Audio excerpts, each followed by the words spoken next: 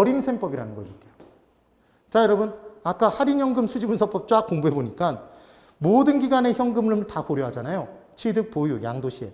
그 다음 보유기간이 만약에 3년이면 다행인데 얘가 10년 보유 예정이라면 1년부터 시작해서 10년 뒤까지의 임대 수입을 다 따져서 세후 현금 수지를 추정해서 계산해보고 10년 뒤에 팔았을 때 받고 팔 수 있는 금액, 세후 지분 복귀까지 판단해서 걔들을 다 할인율로 다 할인한 다음에, 요구수익률로 할인한 다음에 다 더해서 지분액과 비교해서 크게 비교해서 투자 결정 내리죠. 맞나요? 그리고 위험이 커지는지 작아지는지에 따라서 해마다 요구수익률도 다르게 적용할 수 있는 방법이었잖아요. 그럼 투자 결정을 내렸을 때 그 결과는 정확도가 높을까요? 정확도가 높겠죠. 그런데 복잡해요, 복잡하지 않아요? 복잡하니까 좀 더 그냥 간편하게 투자 결정 내릴 수 있는 방법이, 투자 분석 기법이 또 있었으면 좋겠죠. 그래서 나온 게 뭐예요? 어림셈법이에요. 딱 보면 얘는 어림잡아 셈하는 게 보이시나요? 맞죠? 그래서 이 어림셈법에 승수법과 수익률법 두 가지가 있는데 승수법의 내용을 먼저 볼 거예요. 얘는 뭐만 기억하면 끝나냐면 조순 총리의 전가 후 경저세만 기억하시면 됩니다. 자, 따라해 보세요. 조순 총리의 전가 후 경저세. 그래서 조순 전후 사이에 뭘 끼웠죠? 경저세를 끼웠어요. 그때 중간에 뭐 기준으로? 저당, 남의 돈 기준으로, 남의 돈 빼기 전은 총투자액. 우리 어떻게 외웠죠? 조순 총리. 기억나시죠? 그 다음 전후는 남의 돈을 뺀 다음이니까 지분투자액과 연결된다. 이게 기억이 나시면 돼요. 그래서 이 내용을 가지고 어림잡아 셈하는 거예요. 그래서 이 부분, 이 부분, 이 부분, 이 부분 네 가지의 승수가 나오게 돼 있는 겁니다.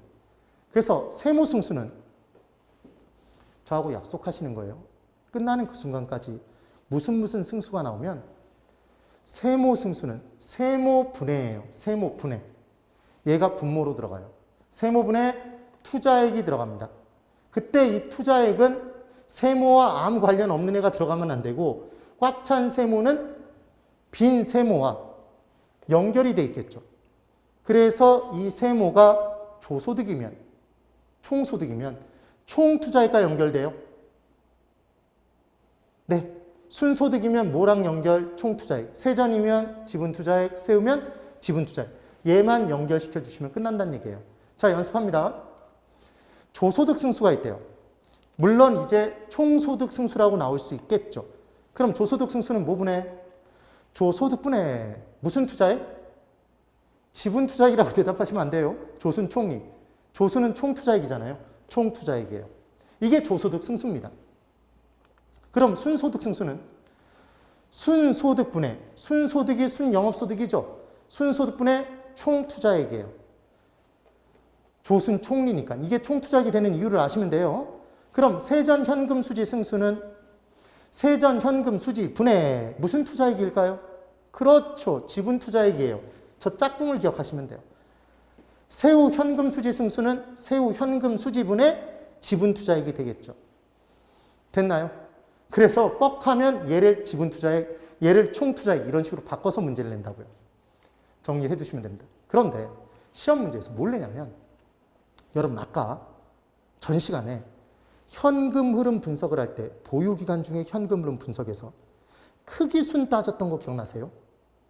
그래서 조순전후는 밑으로 경저세를 무조건 빼는 거니까 기본적으로 크기가 갈수록 커진다 작아진다?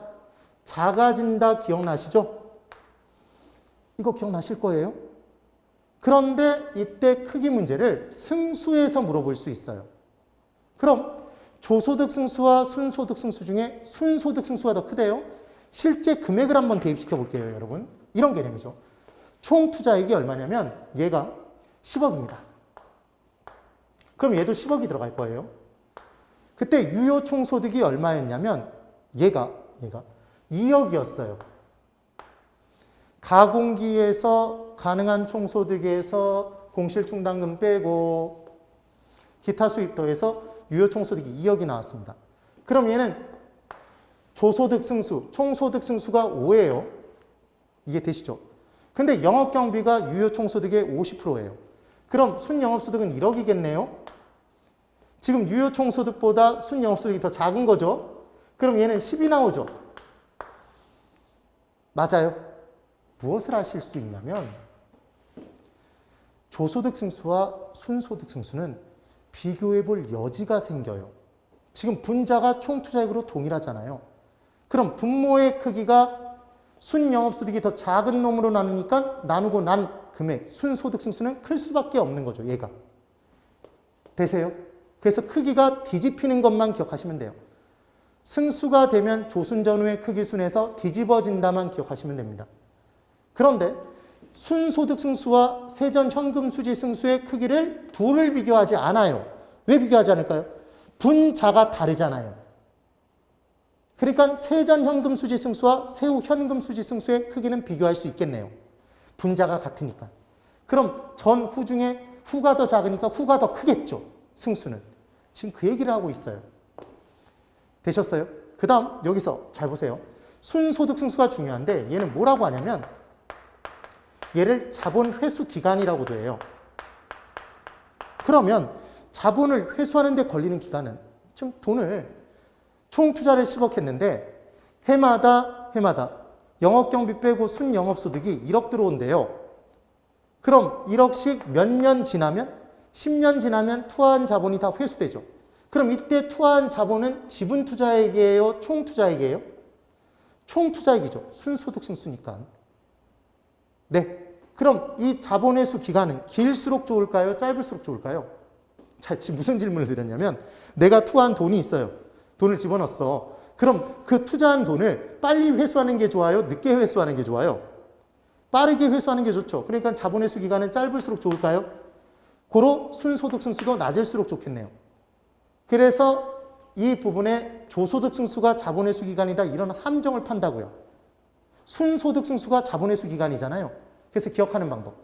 예전에 여자 어르신들 이름 끝자에 자자로 끝나는 경우가 많았죠. 그게 일본어로 따지면 자자로 끝나는 게 꼬고. 그래서 명자 아끼고 소냐라는 영화가 있었던 거잖아요. 별걸 다 얘기하고 있죠. 그러면 우리 자자로 끝나는 이름 중에 이 조자님 이렇게 들어보신 적 있어요? 조자? 못 들어봤죠. 근데 뭐는 있어요? 순자라는 성함을 가지신 분은 있죠. 그래서 순자를 기억하시는 거예요. 순자. 자, 따라해 보세요. 순자. 그래서 순소득 승수는 자본회수 기간이다. 자본회수 기간은 순소득 승수를 얘기한다. 그럼 순소득 승수식 만드실 수 있죠? 이네요. 자본회수 기간이니까 자본회수 기간은 짧을수록 좋더라. 고로 순소득 승수도 낮을수록 좋다. 지금 그 얘기인 겁니다. 됐겠죠? 꼭 비교가 되셔야 돼요. 그래서 지금 승수법을 확 끝내버렸네요. 승수는 몇 개? 조, 순, 전, 후 네 가지 승수가 존재하는 거죠. 각각 짝꿍이 총투자액인지 지분투자액인지 기억하면 되는데 우리는 어떻게 외웠다? 조순 총리. 그렇게 공부하고 끝낸 거죠. 크기순을 얘기할 때 총투자액, 지분투자액 그래서 둘둘 비교하지 얘들을 다 놓고 크기순을 비교하진 않는다. 승수에서는. 그래서 원래 우리가 공부했던 조순전후의 크기순이 조와 순의 크기순이 승수에서는 바뀐다만 기억해 두시면 됩니다. 그 다음 승수와 수익률은 역수관계래요. 그때 이 역수관계에서 딱 두 가지를 정확히 기억하면 돼요. 조소득 승수는 아까 어떻게 구했죠? 세모 승수는 세모분의 투자액이에요. 그럼 얘는 뭐분의? 조소득분의 무슨 투자액? 총투자액이죠. 그렇죠. 얘 역수가 있대요. 그럼 뒤집는 거죠, 여러분? 그래서 얘의 이름이 뭐냐면 총자산 회전율이래요. 그럼 기억하는 방법 이거예요. 총 들고 돈 내나 그러면 돈 없는 사람에게서 돈 있는 사람에게서 돈 없는 사람에게로 자산이 회전하죠. 한 번만 해보면 나중에 기억이 나요. 정말 희한하게도 기억이 남아요. 그래서 총자산 회전율이에요. 총자산 회전율. 얘는 역수니까 조소득 승수의 역수니까 총투자액분의 조소득이 될 거예요. 총소득이. 그리고 순소득 승수는 짝대기 짝 긋고 순영업소득분의 총투자액이죠. 세모 승수는 세모분의 투자액, 세모에 맞춰서 총인지 지분이 맞춰준다. 지금 그 얘기예요. 얘 역수가 종합자본 환원율이래요. 종합환원율. 그럼 역수니까 총투자액분의 순영업소득이죠. 그런가요? 그럼 순영업소득이 아직 남의 돈의 수익을 빼기 전이니까 총수익이잖아요. 총 투자액분의 총 수익은 얘는 뭐죠? 총 수익률이죠, 사실은. 그 얘기인 거예요. 여기까지 따라 나왔네요. 그럼 시험 문제에서 뭘 함정파냐면 정말 치사하게 조소득 승수의 역수는 종합자본 환원율이다. 순소득 승수의 역수는 총자산 회전율이다. 이렇게 함정을 판다고요. 그럼 얘를 외우는 MM이 있었죠. 아까 MM이 뭐였어요? 조자다, 순자다? 순자였죠. 순자. 그래서 순자, 자본의 수기간은 순소득 승수지 조소득 승수가 아니었다 외웠어요. 그때 죄송하지만 순자라는 성함을 가지신 분에게 죄송하지만 순자는 순종해야 돼요. 순자는 뭐 해야 된다고요? 순종. 그래서 순소득 승수의 역수는 뭐다? 총이 아니라 종합 자본 환원율이에요. 종합 환원율. 그리고 임진왜란 때 왜구가 쌌던 재수없는 총의 이름이 뭐예요? 조총이죠. 그래서 조소득 승수의 역수는 총자산 회전율이에요. 조종이 아닙니다. 이거 총소득 승수라고 나올 수 있어요. 그 내용으로 기억을 해두시면 돼요. 그래서 조총, 순종 이렇게 기억해 두시면 이 문제도 풀 수 있습니다. 안 헷갈리고. 그 다음 수익률 부분에서 세전 수익률을 좀 기억을 해 두셔야 돼요. 자, 여러분 이건 전에 했던 거예요. 유리면 짝대기 짝 그어요. 우리가 알고 싶은 게 뭐예요? 세전 수익이죠. 그럼 세전 수익이 분자. 그럼 분자에 수익이나 이득이 들어가면 수익 이득은 뭐가 있어야지만 있다? 투자액. 그럼 투자액이 분모로 들어가는데 얘가 전이니까 전후는 짝꿍이 무슨 투자액? 지분 투자액이죠. 식 세울 수 있죠? 그러니까 세전 수익률은 세전 현금 수지 승수의 역수죠, 지금. 그때 지분 배당률을 세전 수익률이라고 얘기를 해요. 그래서 지분 배당률은 세후 수익률이다 그러면 X라고요. 그래서 첫 번째 기억하실 건 지분 배당률이 나왔다. 식이 도저히 기억이 안 나요. 식이. 그럼 얘가 얘라는 것만 알면 되죠. 그럼 기억하는 방법은 지읒, 지읒이죠. 세전이에요? 세후예요? 세전 수익률. 그럼 세전 수익률이라는 걸 알았다면 지분 배당률이 그럼 그때는 식을 세울 수 있죠. 알고 싶은 거 분자, 분모엔 투자액, 전이니까 지분 투자액. 그렇게 기억해 두시면 됩니다. 그래서 MM으로 지읒지읒. 그 다음 어림셈법은 승수법과 수익률법 둘로 쪼개져 있는데 아까 봤던 조순전후 총총 지분지분 그 내용을 서로 뒤집는 거예요. 지금 역수관계에 있대요. 그래서 승수법은 어림셈법이 하나죠. 할인자 있나요? 없죠. 현가자 없죠. 그러니까 얘는 화폐 시간 가치를 고려하지 못하는 단점이 있죠. 그러니까 미래의 돈과 현재 돈을 단순 비교해요. 세모 승수는 세모분의 총인지 지분인지 맞춰주면 되고 세모가 조소득, 총소득이면 조소득, 순소득이면 조순, 총리, 총투자액이 들어가고 세모가 세전이나 세우면 지분 투자액이 들어간다. 지금 아까 봤던 거죠. 어림잡아 세마니까 계산이 간단하죠. 얘는 모든 기간의 현금 흐름을 다 고려하지 않아요. 아까 보면 조순, 자 보세요. 조순, 전후. 그 다음 얘가 총투자액, 지분투자액 이렇게 비교한 거잖아요. 그래서 조소득분의 총투자액 승수, 총투자액분의 조소득이 차지하는 비율, 수익률. 그러니까 둘은 역수관계였던 거죠. 지금 그 얘기입니다. 그럼 지금 얘들은 보유기간 중의 내용이었죠, 여러분? 투자액은 언제 나가죠? 취득 시에 나가죠? 그럼 지금 취득과 보유 단계만 따지고 있지 양도 단계에는 안 따지고 있잖아요. 그러니까 모든 기간의 현금 흐름을 고려하는 게 아니겠네요. 그리고 얘들은 현재 나가는 지출액이고 현재 지출. 얘들은 보유 기간 중 미래 수입들이죠. 미래 돈들을 단순 크기 비교하죠. 화폐 시간 같이 고려하지 못했죠. 그래서 동일한 투자한도 어떤 승수를 사용하느냐에 따라 결과가 달라져요. 아까 할인연금 수지분석법은 복잡하지만 분석의 결정력이 좀 더 높았죠. 정확도가. 그 이유는 동일 투자한의 경우에는 순형가법에 의하든 수익성지수법에 의하든 내부수익률법에 의하든 결과는 같게 나온다. 그게 장점이었죠. 그래서 얘는 동일 투자한도 결과가 달라질 수 있더라. 그 다음 순소득 승수 이미 했어요. 얘는 총 투자액을 뭐로 나눈 값이에요? 순영업소득으로. 순영업소득분의 총 투자액. 얘의 정체가 뭐라고요? 자본회수 기간이라고 그랬죠? 우리 어떻게 외웠죠? 순자. 조자 아니에요. 조자 아니에요. 그럼 얘는 지분 투자액의 자본회수 기간이다 그러면 X죠? 어떻게 하셨어요?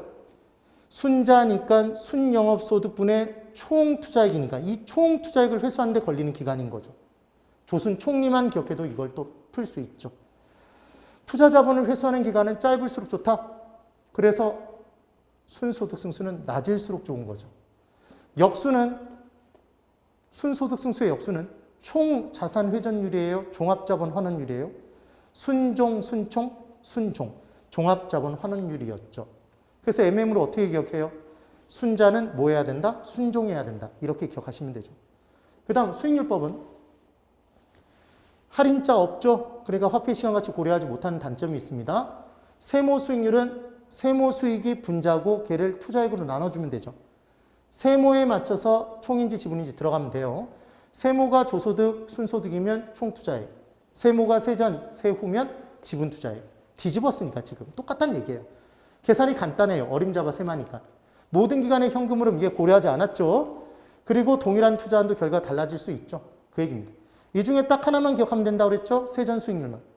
세전 수익률의 정체가 지분 배당률이었죠, 여러분? 그래서 세전 수익을 뭐로 나눈다? 지분 투자액으로. 얘를 지분 배당률이라고도 한다. 기억하는 방법? 시험 문제 지분 배당률은 세후 수익률이다 그러면 X, 지읒. 세전 수익률이더라. 그 다음 지분 투자자는 실제로 지분에 대한 배당을 요구하나요? 그래서 지분 투자자의 요구 수익률이 지분 배당률이에요. 그리고 해마다 지분 투자자의 요구 수익률은 요구하는 배당 수익률은 달라지겠죠. 그래서 얘는 한 해마다 달라질 수 있어요. 그리고 지분 수익률은 지분 투자자의 내부 수익률인데 얘랑은 다르다고 얘기를 합니다. 나중에 심화이론반에서 왜 다른지 살짝 설명드릴 거예요. 별로 중요하지 않아요. 뭐만 기억하면 되냐면 지분 배당률은 지읒 세전 수익률이구나. 세전 수익률 짝대기 짝, 세전 수익이 분자, 분모의 지분 투자액.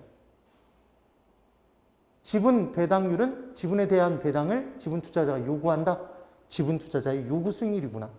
지분 투자자가 요구하는 수익률은 해마다 달라질 수 있다. 그렇게 연결하고 끝냅니다. 그 다음 이제 비율 분석법이라는 게 있어요. 비율 분석법. 거의 다 왔어요. 조금만 힘내세요. 비율 분석법은 일단 비율, 분수로 이루어진 비율을 구해서 걔를 분석해서 투자 결정을 내린대요.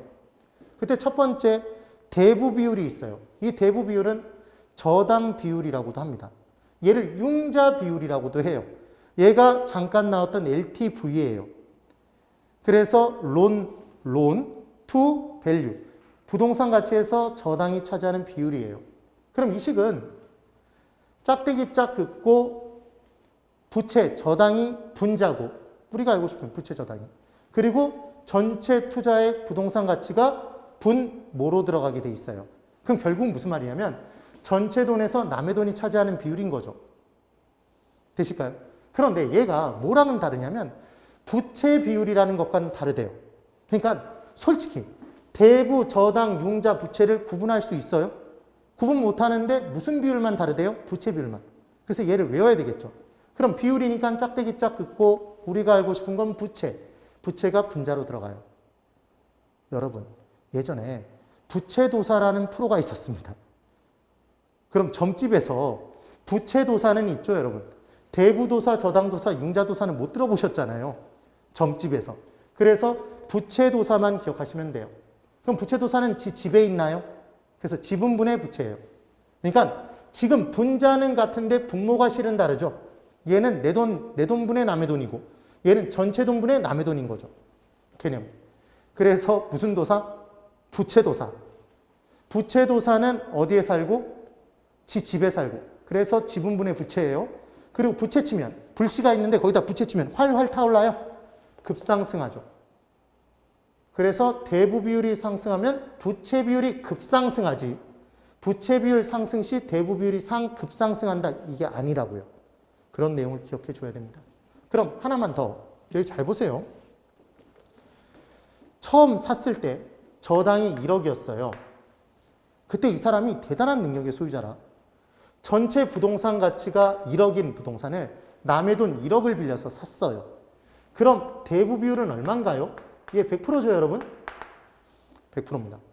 그러니까 왠지 전체 돈에서 남의 돈이 차지하는 비율은 지가 아무리 높아봤자 100%를 초과할 수 없을 것 같아요. 그런데 얘는 정확한 식이 부채 잔금이 부동산 가치에서 차지하는 비중이래요. 그럼 아직 하나도 못 갚아서 부채 잔금은 1억인데 부동산 가치가 하락해서 8천으로 떨어질 수도 있을까요? 그럼 부동산 가치보다 부채 잔금이 더 클 수 있잖아요. 그러니까 얘는 대부 비율은 100%를 초과할 수도 있다. 초과할 수가 있다가 되는 거죠. 절대 초과할 수 없다 이런 식으로 함정을 판단 말이에요. 그럼 이제 이 부분에 내용을 정리합니다. 전체 돈이 있어요. 이 전체 돈 중에 내 돈이 있고 남의 돈이 있습니다. 그렇죠. 이때 전체 돈에서 남의 돈이 차지하는 비율이 무슨 비율이에요? 대부 비율이었죠. 그럼 전체 돈에서 내 돈이 차지하는 비율이 무슨 비율이죠? 지분 비율이죠, 여러분. 그렇죠? 그러면 이때 짝대기를 짝 그으면 남의 돈이 내 돈과 내 돈을 기준으로 남의 돈의 크기를 비교하는 거죠. 얘인가요? 맞죠? 그래서 무슨 비율이 나와요? 부채 비율이 나오겠죠. 어떤 개념인지 이해를 하셔야 돼요. 그러면 전체 돈에서 내 돈이 차지하는 비율에 남의 돈이 차지하는 비율을 더하면 전체 100%가 나올까요? 지금 그 얘기예요. 대부 비율이 60%면 지분 비율은 얼마예요? 40%겠죠. 그럼 부채 비율은 얼마가 되죠? 나누면 6 나누기 4는 150이 나온 거죠. 1.5. 150%. 그럼 이때 잘 보세요. 대부 비율을 80%로 높였어요. 그럼 대부 비율이 80%가 되는 순간 지분 비율은 20%로 떨어지나요? 그럼 분자는 더 커졌고 분모는 작아졌죠. 그러니까 분수 자체는 더 많이 커지겠죠. 그래서 봤더니 80을 20으로 나누면 400%잖아요. 그래서 대부 비율이 상승하면 부채 비율은 부채 치면 급상승하죠. 그 표현이 나온 거예요. 됐나요? 그래서 기억하는 방법 간단해요. 대부 비율, 저당 비율, 융자 비율, 부채 비율 중에 무슨 도사? 부채 도사. 부채 도사는 어디에 산다? 지집에. 지분분의 부채. 얘만 다른 애다. 다른 애. 그 다음 부채 치면 활활 타오른다? 예. 그 내용으로. 그 다음 MM. 분수에서 알고 싶은 건 무조건 어디로 올린다? 분자로 올리게 돼 있죠. 분자로. 그럼 이 부분에 나머지 비율들 공부할 때 조순전후 경저세를 딱 껴놓고 얘를 적어놓고 문제를 풀면 정말 쉽게 공부가 돼요. 자 보세요. 부채 감당률이라는 비율이 있답니다. 그럼 얘는 분수니까 짝대기 짝 긋겠죠. 이때 부채를 감당하는 건 이 식에서 부채를 감당하는 건 얘가 부채죠. 얘를 감당하는 건 부채 서비스액이 부채를 감당해요? 순영업소득이 감당해요? 순영업소득을 가지고 부채 서비스액을 감당하는 거죠. 그러니까 부채를 감당하는 순영업소득이 우리가 알고 싶은 거니까 분자로 올라가겠죠. 그럼 얘가 뭘 감당한다고요? 부채 서비스액을. 그래서 얘가 1보다 크면 순영업소득이 부채 서비스액보다 크니까 얘 감당하고도 남는 게 있다는 얘기잖아요. 근데 얘가 1보다 작으면 순영업소득보다도 부채 서비스액을 많이 갚으니까 조만간 망하죠. 지금 그 얘기가 됩니다. 그래서 얘가 2가 되면 순영업소득이 부채 서비스액의 2배죠. 이렇게 판단할 수 있는 겁니다. 뻑하면 부채 감당률은 분모 분자를 뒤집어서 문제를 내요. 기억하는 방법, 부채 감당률에서는 부채를 감당하는 게 뭐다? 순영업소득이다. 알고 싶은 게 순영업소득. 그 다음 채무불이익률은 유리니까 짝대기 짝 그어놔요. 그 다음 채무를 불이행하게 만드는 거는 나가는 돈들이겠죠. 그래서 세금 빼기 전 채무까지 경비와 저당이 차지하는 비중이에요. 걔가 분자로 들어가고. 그럼 분모는 순영업소득이 절대로 들어가면 안 돼요. 왜냐하면 순영업소득은 뭘 뺀 후예요? 경비를 뺀 후죠. 그러니까 이 문장에서 여기서 딱 보면 어디에서 유효 총소득에서 영업경비와 부채 서비스액이 나가잖아요. 네. 그러니까 분자의 영업경비가 나온 순간 영업경비를 빼기 전에서 판단해야죠. 그래서 분모는 순영업소득이 절대로 들어가면 안 되고 유효 총소득이 들어가줘야 되는 겁니다. 됐죠? 그럼 유효 총소득에서 영업경비와 부채 서비스액이 차지하는 비율이 1이 되면 얘는 손익이 분기되는 점이다라고 표현하기도 해요. 그 다음 이제 영업경비 비율을 구해보래요. 영업경비 비율은 짝대기 짝 긋고 우리가 알고 싶은 게 뭘까요? 영업경비죠. 그래서 영업경비가 분자예요. 질문 이제 맞춰야 돼요. 영업경비가 분자인 순간 분모에는 순영업소득이 들어가면 안 되죠. 영업경비를 빼기 전에 돈에서 영업경비가 차지하는 비율을 따져야 될 거잖아요. 그래서 분모에는 유효 총소득이 들어가겠죠. 또는 경우에 따라서는 가능 총소득을 집어넣어 봐야 된다. 이런 식으로 문제가 주어질 수도 있어요. 그래서 지금 비율분석법의 내용까지 봤네요. 그런데 비율분석법의 이제 내용을 볼 겁니다. 비율분석법 당연히 할인하지 않았으니까 화폐시간가치 고려하지 않은 거예요. 됐겠죠? 그리고 각각의 비율별로 대부 비율이 50%면 좋은 건가요? 80%면 나쁜 건가요? 기준이 없어요. 그러니까 비율 자체만 가지고는 좋다 나쁘다라고 판단하기 어려워요. 그리고 어떤 비율을 사용하느냐에 따라 채택 기각이 다 달라질 수 있어요. 서로 다른 결과가 나올 수 있다는 게 단점이겠죠. 됐나요? 그리고 이때 만약에 순영업소득과 부채 서비스액을 잘못 추계해서 집어넣으면 얘를 구하기 위해서는 수치를 대입시켜 줘야 되는데 왜곡된 수치가 대입되면 그때 나온 결과물인 비율은 매우 왜곡된 비율이 나올 거고 그놈을 가지고 투자 결정을 내려봤자 심히 왜곡된 결과가 나오겠죠. 단점이에요. 그런 내용이 따라 나오네요. 그 다음 이제 5번째 기타 투자 분석 기법이 있어요.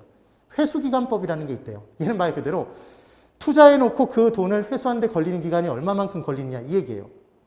그럼 예를 들어 투자자가 목표 회수 기간을 나는 4년 안에 회수해야 돼. 이렇게 기준을 잡아놓으면 그 돈 이제 1억 집어넣고 그 돈이 회수되는 기간을 따져서 4년보다 짧으면 투자 채택하고 길면 투자 기각하는 게 회수기간법이에요. 우리 교재에 정확히 어디에 있냐면 지금 295페이지에 예제 부분만 잠깐만 볼게요. 너무 쉬워요. 그 예제 부분에 박스가 있습니다. 기간 초기 투자액이 1억이 나간대요. 1억 만들기 게임을 하는 거예요. 1기, 2기, 3기, 4기에 각각 5기까지 3천, 2천, 2천, 6천, 1천만 원이 들어온대요. 그러면 1기째 3천만 원이 회수됐죠. 2기까지 2천만 원 회수해서 총액 5천만 원이 지금 회수됐어요. 그럼 3기 때 2천만 원이니까 합쳐서 7천이네요. 아직 얼마를 더 회수해야 돼? 3천을. 근데 4기째 봤더니 전체 1년 동안 6천입니다. 그러면 반년만 지나도 되겠네요. 그럼 3.5년에 걸쳐서 3년 6개월에 걸쳐서 회수가 되네요. 그때 목표 회수 기간이 4년이라면 얘 채택한다는 얘기죠. 어떻게 따지는지 이해되세요? 근데 정말 불합리하죠. 왜냐하면 현재 돈과 1년 뒤 돈, 2년 뒤, 3년 뒤, 4년 뒤, 5년 뒤 돈은 다 가치가 다르잖아요.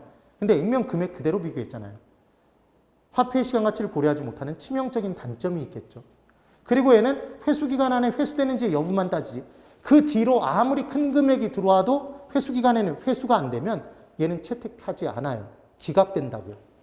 그래서 회수기간법은 할인자가 없으니까 화폐의 시간 가치를 고려하지 못한 단점이 있고 목표 회수기간보다 해당 투자안의 회수기간이 짧으면 채택한답니다. 복수 투자안의 경우에는 기준인 목표 회수기간보다 짧은 애들 중 가장 짧은 애를 선택하겠죠. 회수기간 짧은 게 좋으니까. 회수기간 이후에 현금흐름을 고려하지 못하는 단점이 있대요.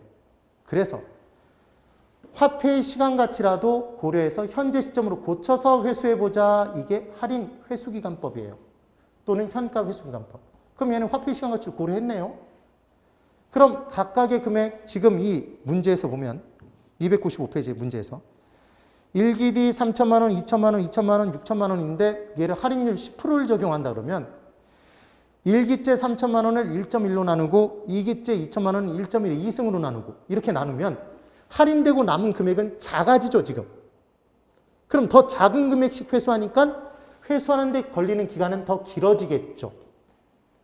이 문제가 포인트입니다. 그 다음 복수에 투자하는 경우에 가장 짧은 거 선택할 거고요.